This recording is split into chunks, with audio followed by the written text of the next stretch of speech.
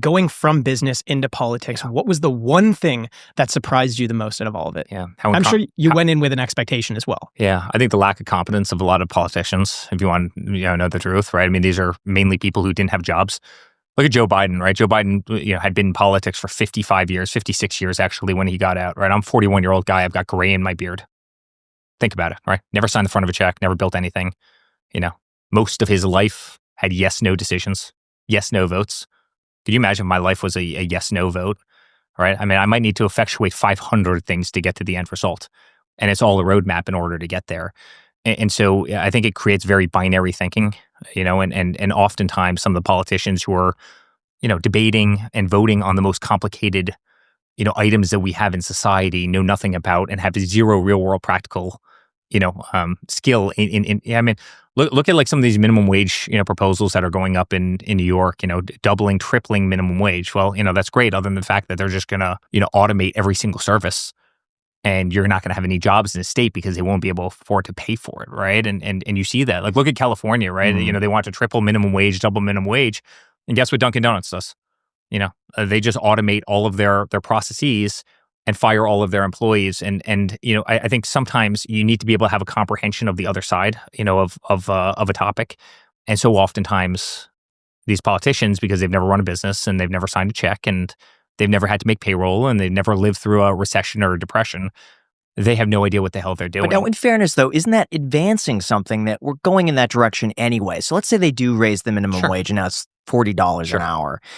I feel like we're heading in that direction anyway. The jobs are going to be taken over by AI, so they're just speeding the process up. They're probably speeding the process up, probably at the behest of people, and they're forcing it. All right, right now it's not forced. It can, capitalism can chart that path and the speed of that path. I think so oftentimes, they make bad decisions that forces something that wouldn't otherwise have to be. And I think that's, again, at the behest of a lot of people, right? And so that always enamored me about politicians, right? When you have people who really never had real world experience and all of a sudden they're on a, but yet you'll hear from all these people, right? Hillary Clinton, what does Donald Trump know about foreign policy? Oh, ha, ha, ha. Well, I mean, in fact, from the fact that we've spent our entire life in just about every country around the world because we're in international real estate, maybe nothing, but her foreign policy caused 20 years of death and destruction and wars. Whereas, my father was serving French fries 12 months ago and all of a sudden we have, peace in the Middle East.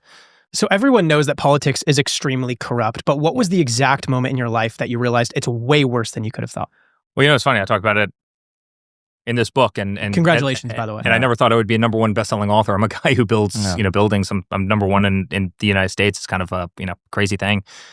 I'll never forget, I got a call from the FBI, and they said, we need to see you at FBI headquarters in downtown New York. There's a threat against your company. And so naturally, I rushed down there, and no one knew I was going. They specifically asked that, like, please, no one knows you're coming. And I drive into parking garage. The only people who knew I was there was Secret Service, the guy driving me down. And go up to the 8th floor into one of these, skiffs. It's kind of this, lead-lined room where, you can't, you can't bring cell phones, you can't bring anything into it. And they go, hey, there's a cyber threat against your company. I go, okay, great. I can see every cyber threat that's coming into our company, right? If you have a half-decent IT department, you can see cyber attacks every single day, right? This is like, 101 business stuff. And I go, where's it coming from? Well, sir, we can't tell you that. Guys, is it China? No. Is it Russia? No. Is Iran? And their eyes just, light up. Okay, so guys, so there's a cyber threat coming out of Iran. Least shocking thing I've heard all day. But you can't tell anybody that this is happening. This is absolutely secret. You can't tell anybody. And I go, okay, I won't tell anybody. Thanks a lot. Like, this whole thing felt like it's a waste of time. You could have just told me, hey, there's, cyber threats. Just be really careful with your servers and everything else. But they swear me to secrecy. I go down to the parking garage.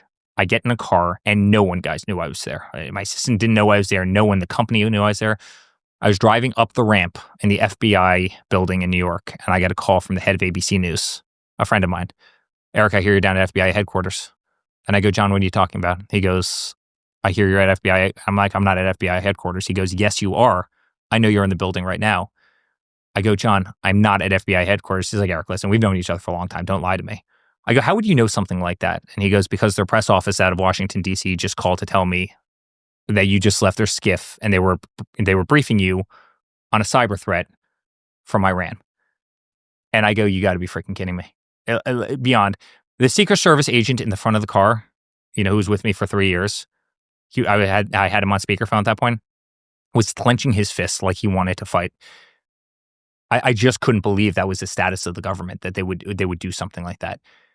And then we get into Under Siege, right? That was kind of my first, where they impeach my father twice, right? They make up dirty dossiers. The dirty dossiers were talking about golden showers. They were talking about things. All they wanted to do was have my father, divorced, lose his family, embarrassed, all paid for by Hillary Clinton, right? They made up the Russia hoax. So we had secret servers in the basement of Trump Tower communicating with the Kremlin. Give me a break. We don't have servers in the basement. You know why you don't put servers in basements? Because basements flood, right? Let's just start at the basics. I became the most subpoenaed person in American history, 112 subpoenas for doing nothing wrong. I've never gotten so much as a traffic ticket, right? 91 indictments toward my father, debanked by every major financial institution in the country. They came after us like we were dogs. They raided Mar-a-Lago. They raided Melania's room. They raided Barron's room. It was the government. It was the government. It was Joe Biden. It was Merrick Garland. You think Joe Biden is literally pulling the strings, saying like, "You do this, you do that"? Because I actually don't think that he was, competent enough to. Okay, fine. So Joe Biden, or the Autopen, or his underlings, or Merrick Garland, who is definitely capable enough of this. They lied when they raided Mar-a-Lago. They said it was on behalf of NARA, National Archives. Does anybody really believe that the National Archives has enough power to tell 30 armed FBI agents to raid Mar-a-Lago and it not come from the White House? And by the way, they've all but admitted that it came from the White House at this point, right? But, no one believes that, right? I mean, why was Letitia James at the White House every week, right? Why was Alvin Bragg at the White House every week? Why was Fani Willis and Nathan Wade at the White House every single week? Was that their jobs? Isn't that a little bit strange?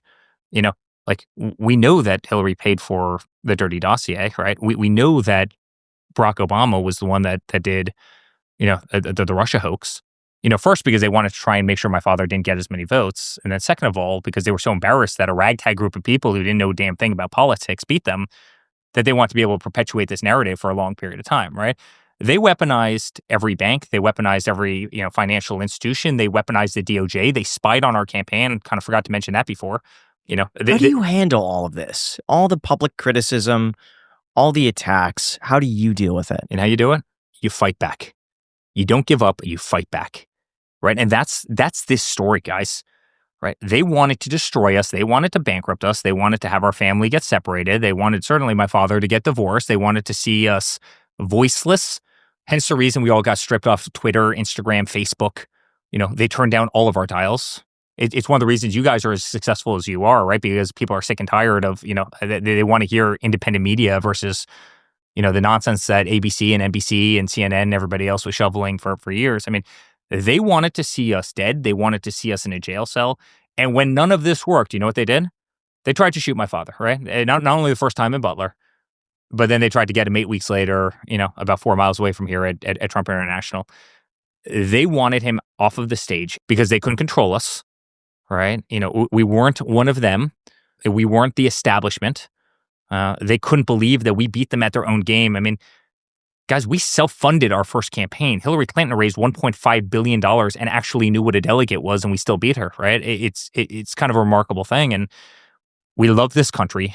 We love our nation. We love the Constitution. We love God. We love faith. We love freedom. And our country was going to hell. And so guess what? We fought. And we fought relentlessly. And I talk about it in the book. It was, guys, we either won the White House or we were going to be in jail for doing absolutely nothing wrong. That was the pendulum that was the Trump life. And I said that to my father in the car one day. We were coming out of a courtroom in downtown New York. And I go, it's either 1600 Pennsylvania Avenue or you and I, for doing nothing wrong, are going to be in 2 jail cells, because that's how bad the system was weaponized. A really scary truth is just how vulnerable your digital life is, and most people have no idea until it's too late, and then they're stuck spending several hours trying to solve a problem that they did not create. So don't be like my roommate Kevin, because I kid you not, his identity got stolen 2 years ago, and guess who's still paying for it? Me. Because the one thing he still can't recover is his Venmo. See, the trouble with identity theft and fraud is that it doesn't happen all at once.